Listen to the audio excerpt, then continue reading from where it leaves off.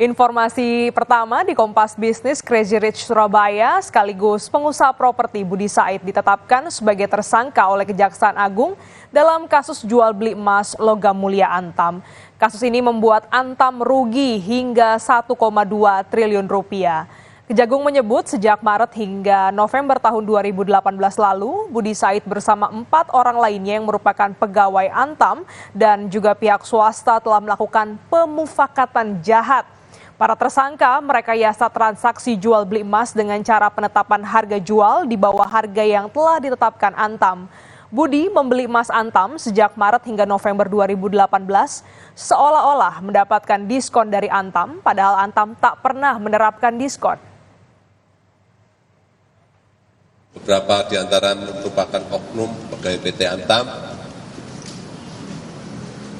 telah melakukan pemufakatan jahat merekayasa transaksi jual beli emas dengan cara menetapkan harga jual di bawah harga yang telah ditetapkan oleh PT Antam dengan dalih seolah-olah ada diskon dari PT Antam. Padahal pada saat itu PT Antam tidak menerapkan program diskon. Pertikaian antara Budi dan Antam sudah terjadi sejak 2018. Budi awalnya menggugat Antam karena merasa jumlah pembelian emas dan uang yang dikeluarkan tidak sesuai.